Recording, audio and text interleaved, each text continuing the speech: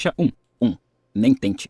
Charles Bukowski era alcoólatra, mulherengo, viciado em jogo, grosseirão, sovina, preguiçoso e, em seus piores dias, poeta. Ele seria a última pessoa no mundo a quem você pediria conselhos ou que esperaria encontrar em um livro de autoajuda. É por isso que ele é o ponto de partida perfeito. Bukowski queria ser escritor, mas passou décadas sendo rejeitado por quase todas as revistas, jornais, agentes e editoras que procurou. Seu trabalho era horrível, diziam. Bruto, repugnante, obsceno. E conforme as cartas de recusa se acumulavam, o peso do fracasso o fazia afundar cada vez mais na depressão movida a álcool que o acompanharia por quase toda a vida. Bukowski trabalhava nos Correios. O salário era ridículo e ele gastava quase tudo em bebida. O pouco que sobrava apostava em corridas de cavalos. À noite bebia sozinho, às vezes escrevendo poemas em sua velha e surrada máquina de escrever. Não raro acordava no chão, tendo apagado de tão bêbado. 3 décadas se passaram assim, resumidas a um grande borrão de álcool, drogas, jogatina e prostitutas. Até que aos 50 anos, após toda uma vida de fracassos e autodepreciação, o editor de uma pequena editora independente desenvolveu um estranho interesse por ele. O editor não podia oferecer muito dinheiro nem prometer boas vendas, mas demonstrava uma afeição incomum por aquele bêbado imprestável e decidiu arriscar. Era a primeira chance real que Bukowski tinha, e como ele se deu conta, provavelmente a única. Ele respondeu ao editor, abre aspas, eu tenho 2 opções, ficar nos Correios e enlouquecer, ou dar uma de escritor e morrer de fome. Decidi morrer de fome, fecha aspas. 3 semanas depois de assinar o contrato, Bukowski tinha o primeiro romance pronto. Chamava-se Cartas na Rua. A dedicatória foi, abre aspas, a ninguém, fecha aspas. Bukowski se tornou um escritor e poeta muito bem sucedido. Publicou 6 romances e centenas de poemas, vendendo no total mais de 2 milhões de exemplares. Sua popularidade desafiou todas as expectativas, principalmente as dele próprio. Histórias como a de Bukowski são a base da nossa narrativa cultural. Sua trajetória personifica o sonho americano. Lute pelo que você quer e nunca desista, e assim alcançará seus sonhos mais loucos. É um roteiro de filme pronto. Todos nós, ao olharmos para histórias como a de Bukowski, dizemos, viu? Ele nunca desistiu, continuou tentando, sempre acreditou em si mesmo, persistiu até nas adversidades e chegou lá. Então é estranho que o epitáfio de Bukowski seja nem tente. Pois é, apesar das vendas e da fama, Bukowski era um fracassado. Ele sabia disso. Seu sucesso não brotou de uma grande vontade de vencer na vida, mas da consciência do contrário. Ele sabia que era um fracassado. Aceitava o fato e escrevia honestamente sobre isso. Nunca tentou ser quem ele não era. A obra de Bukowski não se sustenta na ideia de superar obstáculos impensáveis, nem de se empenhar para ser um gênio literário. É o oposto. Seu sucesso vem da completa e inabalável honestidade consigo mesmo, sobretudo em relação às piores partes, e da capacidade de falar abertamente sobre seus fracassos sem hesitação ou dúvida. Esta é a verdadeira origem do sucesso de Bukowski, sentir-se confortável com o fracasso. Ele estava pouco se lixando para ser bem-sucedido. Mesmo depois da fama, continuava indo a leituras de poesia caindo de bêbado e xingava a plateia. Ainda se expunha em público e tentava transar com qualquer mulher que via pela frente. Fama e sucesso não fizeram dele uma pessoa melhor, e não foi se tornando uma pessoa melhor que ele alcançou fama e sucesso. Muitas vezes o autoaprimoramento e o sucesso andam de mãos dadas, mas não significa que sejam a mesma coisa. A cultura em que vivemos hoje nutre obsessivamente expectativas pouco realistas. Ser mais feliz, ser mais saudável, ser o melhor, superior aos outros, ser mais inteligente, mais rápido, mais rico, mais bonito, mais popular, mais produtivo, mais invejado e mais admirado. Ser perfeito, incrível e cagar pepitas de ouro de 12 quilates antes de beijar uma esposa impecável e 2 filhos perfeitos no café da manhã. Depois, ir de helicóptero para o seu emprego extremamente gratificante, onde você passa os dias fazendo um trabalho importantíssimo que um dia ainda vai salvar o planeta. No entanto, se pararmos para pensar, os conselhos de vida mais comuns, aquelas mensagens positivas e felizes de autoajuda que ouvimos o tempo todo, na verdade se concentram no que não temos. Eles miram direto no que já vemos como falhas e fracassos pessoais, só que para torná-los ainda mais piores aos nossos olhos. Só aprendemos as melhores maneiras de ganhar dinheiro porque achamos que não temos o suficiente. Só paramos diante do espelho e repetimos para nós mesmos que somos bonitos porque não nos achamos bonitos. Só seguimos dicas de namoros e relacionamentos porque achamos impossível sermos amados. Só fazemos exercícios ridículos de visualização de sucesso porque não nos sentimos bem-sucedidos. Ironicamente, essa fixação no positivo, no que é melhor ou superior, só serve como um lembrete do que não somos, do que nos falta, do que já deveríamos ter conquistado, mas não conseguimos. Afinal de contas, nenhuma pessoa realmente feliz sente necessidade de ficar falando que é feliz pra si mesma no espelho. Ela simplesmente é. Há um ditado que diz, cão que ladra não morde. Um homem confiante não precisa provar que é confiante. Uma mulher rica não tem necessidade de convencer ninguém de que é rica. Ou você é, ou não é. E se você passa o tempo todo sonhando em ser alguma coisa, está inconscientemente reforçando a mesma realidade. Você não é aquilo. Todo mundo e todos os programas de TV querem nos convencer de que a felicidade depende de um emprego melhor, um carro mais potente, uma namorada mais bonita, uma jacuzzi, uma piscina para os filhos. O mundo não cansa de indicar um caminho para a felicidade que se resume a mais e mais e mais. Compre mais, tenha mais, faça mais, transe mais, seja mais. Somos constantemente bombardeados com a necessidade de ter tudo o tempo todo. Você precisa de uma TV nova, você precisa fazer uma viagem de férias melhor que a dos seus colegas de trabalho, você precisa comprar um móvel sofisticado para sua sala, você precisa do tipo certo de pau de selfie. Por quê? Meu palpite. Porque criar necessidades é bom para os negócios. Nada contra bons negócios, mas ter necessidades demais faz mal para sua saúde mental. Você acaba se agarrando demais ao que é superficial e falso, dedicando a vida à meta de alcançar uma miragem de felicidade e satisfação. O segredo para uma vida melhor não é precisar de mais coisas, é se importar com menos e apenas com o que é verdadeiro, imediato e importante.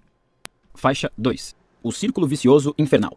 O cérebro humano tem uma peculiaridade traiçoeira que, se não tomarmos cuidado, pode nos enlouquecer. Veja se isso lhe é familiar. Você está ansioso porque precisa confrontar alguém. Essa ansiedade o domina e você começa a se perguntar por que está tão ansioso. Agora você está ansioso por medo de ficar mais ansioso. Ah, não. Ansiedade em dose dupla. E aí você fica ansioso com a sua ansiedade, o que causa ainda mais ansiedade. Um uísque, rápido. Ou então, digamos que o problema seja a raiva. Você se irrita com as coisas mais idiotas e triviais e não sabe por quê. E essa tendência a se irritar tão fácil só o deixa mais irritado. E aí, em meio a essa raiva estúpida, você se sente vazio e cruel por estar sempre zangado, o que é terrível. Tão terrível que você fica com raiva de si mesmo. Olha o seu estado. Você se irrita irrita por se irritar com a própria irritação. Quer saber? Eu vou ali socar uma parede. Ou você se preocupa tanto em fazer a coisa certa o tempo todo que começa a se preocupar com seu nível de preocupação. Ou se culpa tanto por seus erros que começa a ficar culpado por carregar tanta culpa. Ou se sente triste e sozinho com tanta frequência que só de pensar nisso acaba triste e sozinho mais uma vez. Bem-vindo ao círculo vicioso infernal. É provável que você já tenha passado por isso algumas vezes. Talvez esteja nele agora mesmo. Nossa, eu entro no círculo vicioso infernal toda hora. Sou mesmo um imbecil. Preciso parar com isso. É muita imbecilidade. Eu mesmo me achar um imbecil. Eu tenho que parar de me chamar de imbecil. Ah, droga, já estou fazendo de novo, viu? Eu sou um imbecil.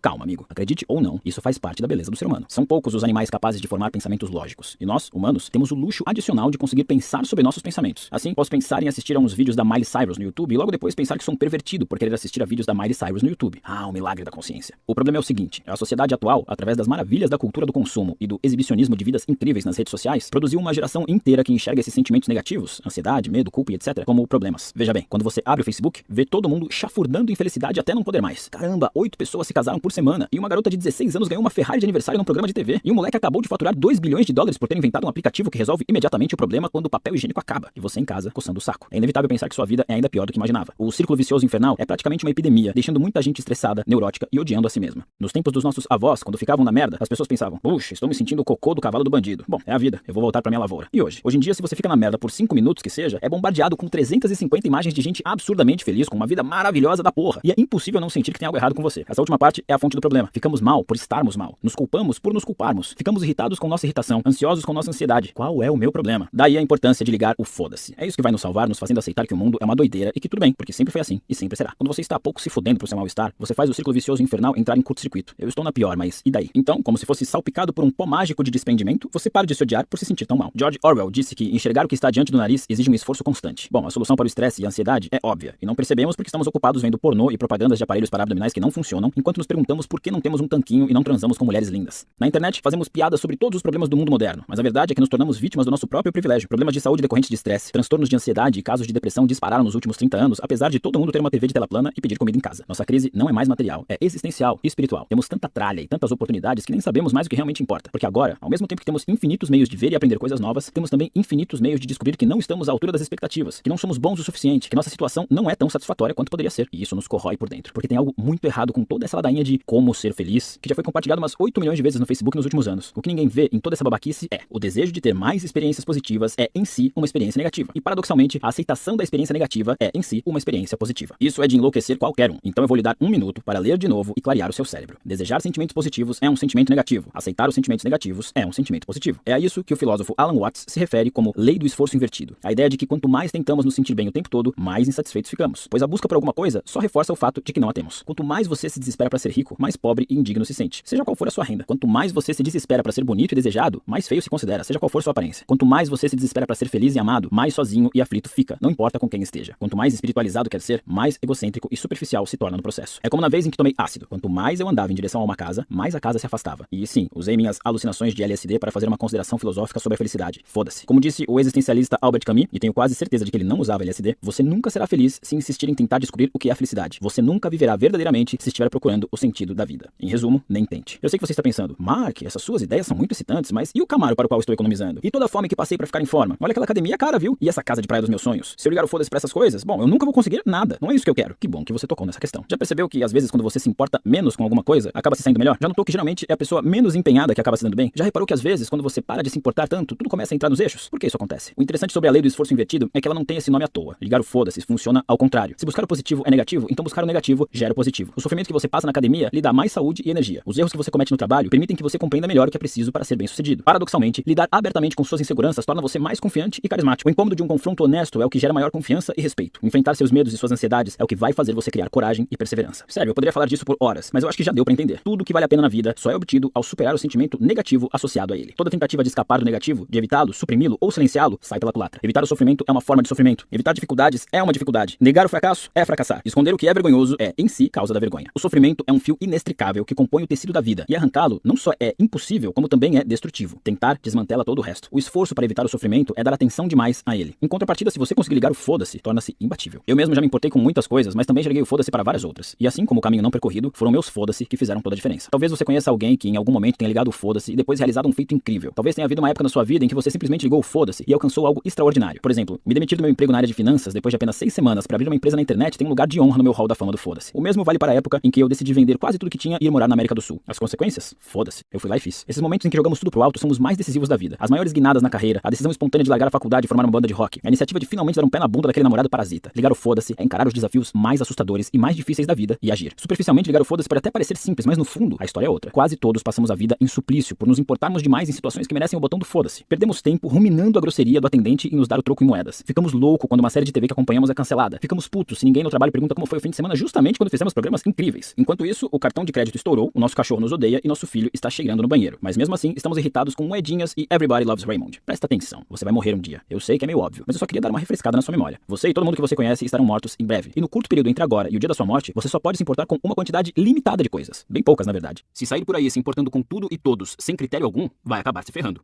Ligar o foda-se é uma arte sutil. Eu sei que esse conceito pode parecer ridículo e que eu talvez soe como um babaca, mas eu estou falando de aprender a direcionar e priorizar seus pensamentos de maneira efetiva. Escolher o que é importante e o que não é, com base em seus valores pessoais. Isso é bem difícil. Você vai precisar de um bom tempo de prática e disciplina, e muitas vezes não vai conseguir. Mas talvez seja a habilidade pessoal que mais vale o esforço. Talvez a única. Isso porque quando o foda-se não está acionado, quando você se importa com tudo e todos, você passa a viver como se tivesse o direito inalienável de se sentir confortável e feliz o tempo todo, como se tudo tivesse a obrigação de ser exatamente do jeito que você quer. Isso é uma doença e vai te comer vivo. Toda adversidade será vista como injustiça, todo desafio como fracasso, todo inconveniente como ofensa pessoal, toda divergência como traição. Vai viver confinado a um inferno de mesquinhez dentro da sua cabeça, ardendo em presunção e arrogância, preso em seu círculo vicioso infernal, em constante movimento, mas sem chegar a lugar algum.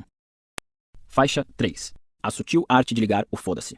Quando se fala em ligar o foda-se, as pessoas imaginam que seja uma serena indiferença em relação a tudo, uma calmaria capaz de anular todas as tempestades. Elas se imaginam e desejam ser pessoas que não se abalam com nada e não se submetem a ninguém. E existe um nome para pessoas que não sentem nem veem significado em nada: psicopatas. Eu não faço ideia porque alguém iria querer ser um deles. Então, se não é isso, o que é ligar o foda-se?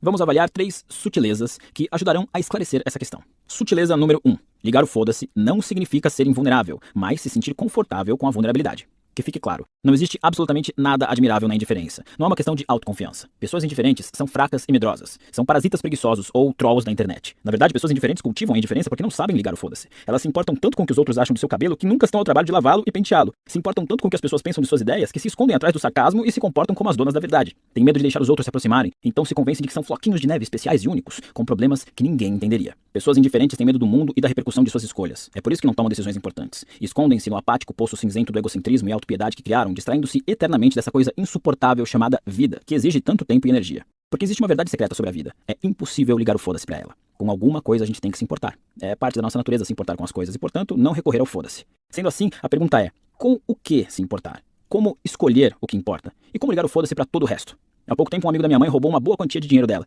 Se eu fosse indiferente, teria dado de ombros, tomado um gole do meu cappuccino e baixado mais uma temporada de The Wire. Que pena, mãe. Mas não. Eu fiquei indignado, eu fiquei furioso. Eu falei, vamos atrás dele e meter um processo nesse filho da puta. Como assim? Por quê? Que se foda, eu vou acabar com a vida desse cara se for preciso. Essa situação ilustra a primeira sutileza do foda-se. Quando dizemos, nossa, cuidado, o Mark Manson está um pouco se fudendo, não estamos dizendo que o Mark Manson não liga pra nada. Pelo contrário, estamos dizendo que o Mark Manson não está nem aí para os obstáculos que o separam de seus objetivos. Não quer saber se vai irritar algumas pessoas para fazer o que considera certo, importante ou nobre. Estamos falando que o Mark Manson é o tipo de cara que escreve sobre si mesmo na terceira pessoa só porque quer. E ele tá pouco se fudendo. Isso é o mais admirável. Não eu, seu tonto. O conceito de superar as adversidades e a disposição de ser diferente, excluído, um pária, tudo em nome dos seus valores pessoais. A capacidade de encarar o fracasso de peito aberto. É admirável quem liga o foda-se para os problemas, para as derrotas, para o risco de fazer papel de bobo ou de se dar mal algumas vezes. Quem ri do perigo e segue em frente. Porque sabe que é certo. Sabe que é mais importante que si mesmo, mais importante que seu sentimento, seu orgulho, seu ego. Essas pessoas não dizem foda-se pra tudo na vida, e sim para tudo que é dispensável na vida. Elas guardam suas preocupações para o que realmente importa. Amigos, família, objetivos, pizza.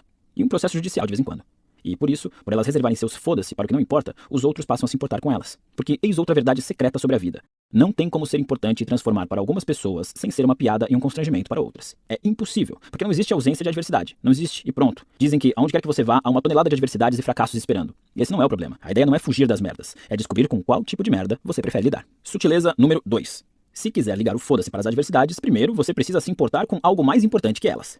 Imagine que você está no supermercado e vê uma senhorinha gritar com o caixa reclamando que tinha visto um produto na promoção por 30 centavos a menos. Por que se importar com isso? São só 30 centavos. Vou explicar. Aquela senhora não deve ter nada melhor para fazer com seus dias, além de ficar em casa catando promoções no jornal. Ela é velha e solitária. Os filhos são os escrotos que nunca a visitam. Ela não transa há mais de 30 anos. Não consegue peidar sem sentir uma dor horrorosa na lombar. Sua aposentadoria não dá pra nada e ela provavelmente vai morrer de fralda achando que está na terra das fadas. Então ela coleciona promoções. É tudo que essa senhora tem. Só ela e os encartes de promoções. É só com isso que ela se importa, porque não existe mais nada com que se importar. Assim, quando aquele caixa entediado se recusa a validar a promoção, quando defende a pureza de sua caixa registradora como os cavaleiros medievais defendiam a virgindade das donzelas, pode apostar que a vovó vai entrar em erupção. 80 anos de frustração vão desmoronar de uma vez. Uma furiosa tempestade de "na minha época" e Ninguém tem mais respeito. O problema das pessoas que se agarram a qualquer banalidade como se daquilo dependesse sua maldita vida é que elas não têm mais nada interessante com que se importar. Se você estiver sempre dando importância demais pra tudo quanto é coisinha, a nova foto que seu ex postou, as pilhas do controle remoto que acabaram de novo, a promoção do sabonete líquido que você perdeu, é bem possível que sua vida esteja um marasmo e você não tenha nada legítimo com que se importar. Esse é o seu verdadeiro problema, não o sabonete líquido, não o controle remoto. Uma vez ouvi um artista dizer que quando uma pessoa não tem problemas, a mente automaticamente encontra um jeito de inventar alguns. A meu ver, o que algumas pessoas, sobretudo gente branca, culta e mal acostumada de classe média, consideram problemas da vida são na verdade apenas efeitos colaterais de não ter nada mais importante com que se preocupar. Daí se conclui que encontrar algo importante e significativo para a sua vida talvez seja o uso mais produtivo de seu tempo e sua energia. Porque se você não encontrar algo relevante de verdade, vai se importar com causas frívolas que mereciam um grande foda-se. Sutileza número 3. Perceba você ou não, estamos sempre escolhendo o que realmente importa. Não nascemos com o botão foda-se ligado. Na verdade, nascemos com o botão funcionando ao contrário, nos importando com tudo. Nunca viu uma criança se descabelando de chorar porque o tênis é do tom errado de azul? Pois é, foda-se essa criança. Quando somos jovens, tudo é novo e empolgante e tudo parece absurdamente significativo. Aí damos importância a tudo. Ligamos pra tudo e todos. Os que estão falando de nós, ou se aquele garoto ou garota vai ligar, se estamos usando meias do mesmo par, de que cor são os nossos balões de aniversário. Conforme envelhecemos, com o benefício da experiência e depois de ver tanto tempo passar, começamos a notar que grande parte das nossas coisas não interfere em nada em nossa vida. Nem convivemos mais com aquelas pessoas que tanto tentávamos impressionar. Rejeições dolorosas se mostram positivas depois. Percebemos que mal reparam em nossos detalhes superficiais, então decidimos não pensar demais neles. Basicamente, nossa disposição emocional se torna mais seletiva. Isso se chama maturidade. É legal, você deveria experimentar qualquer dia desses. Maturidade é o que acontece quando aprendemos a só ligar para o que vale a pena. Como disse Bunk Moreland para o parceiro, o detetive McNutley, em The Wire, que eu baixei mesmo, foda-se. É isso que você ganha por se importar quando não estava na sua vez. Então, quando envelhecemos e chegamos à meia-idade, outra mudança acontece. O nível de energia cai, a identidade se consolida, sabemos quem somos e nos aceitamos, mesmo que não é lá muito bacana. E por mais estranho que pareça, isso é libertador. Não precisamos mais nos importar com tudo. A vida é assim, e nós a aceitamos com defeitos e tudo. Percebemos que nunca vamos desenvolver a cura para o câncer, nunca iremos à lua, nem sairemos com a Jennifer Aniston. E tudo bem, vida que segue. Passamos a reservar nossa preocupação cada vez mais escassa ao que realmente merece atenção. Família, melhores amigos, pontuação no golfe. E para nossa perplexidade, isso basta. Na verdade, ficamos felizes pra cacete depois dessa simplificação, e por um bom tempo. Começamos a pensar que talvez aquele bêbado maluco do Bukowski soubesse do que estava falando. Nem tente. Faixa 4. Mas então, Mark, para que serve essa droga de livro, afinal? Este livro vai ajudar você a pensar um pouco mais claramente sobre o que elege como importante na sua vida e o que considera insignificante. Acredito que estamos enfrentando uma epidemia de cegueira psicológica que faz as pessoas não enxergarem que é normal as coisas darem errado de vez em quando. Sei que parece ser simplesmente preguiça intelectual, mas eu juro que é quase uma questão de vida ou morte. Porque quando acreditamos que nada deveria dar errado, inconscientemente começamos a nos culpar. Começamos a desconfiar que tem alguma coisa errada com a gente, o que nos leva a todo tipo de absurdo na tentativa de reverter isso, como comprar 40 pares de sapatos, tomar calmante com vodka numa noite de terça-feira ou atirar num ônibus escolar cheio de criancinhas. Essa crença de que não conseguir uma coisa ou outra é um problema acaba alimentando o crescente círculo vicioso infernal que ameaça dominar a nossa cultura. A ideia de ligar o foda-se é um jeito simples de reorientar nossas expectativas e descobrir o que é ou não importante na vida. Quando desenvolvemos essa habilidade, experimentamos o que considero de uma espécie de iluminação prática. Não aquela iluminação babaca e idealista do êxtase eterno e do fim de toda a dor. Eu vejo a iluminação prática como a possibilidade de se sentir confortável com a ideia de que um pouco de sofrimento é sempre inevitável. Que, por mais que nos esforcemos, a vida é feita de fracassos, perdas, arrependimentos e até morte. Quando você passa a se sentir confortável com toda a merda que a vida joga na sua cara, e ainda vai rolar muita merda, pode acreditar, você se torna invencível, num sentido levemente, bem levemente, espiritual. Afinal de contas, o único jeito de superar a dor é aprender a suportá-la. Este livro está pouco se fudendo para o alívio dos seus problemas ou da sua dor, e é exatamente por isso que você vai perceber que o que está escrito aqui é verdade. Este livro não é um guia para a grandeza. Não poderia ser, porque a grandeza é apenas uma ilusão criada pela nossa mente, um destino fictício que nos obrigamos a buscar, nossa Atlântida psicológica. Esse método vai transformar a sua dor numa ferramenta, seu trauma em poder, seus problemas em problemas ligeiramente menores. Isso já é alguma coisa. Pense neste livro como um guia para o sofrimento, que ensina a sofrer da melhor forma, com mais significado, mais compaixão e mais humildade. A ideia é que você tenha uma vida mais leve, apesar dos fardos que carrega, que conviva melhor com seus maiores medos e ria das lágrimas enquanto chora. Este livro não vai ensiná-lo a subir na vida ou alcançar seus objetivos, e sim a errar e perder sem se destruir por isso. Vai ensiná-lo a fazer um inventário de sua vida, identificar os itens mais importantes e então eliminar todo o resto. Vai ensiná-lo a fechar os olhos e confiar que é possível escorregar e não sofrer nada grave. Vai ensiná-lo a direcionar a sua atenção para evitar desperdiçá-la. Vai ensiná-lo a nem tentar. Pasta 2.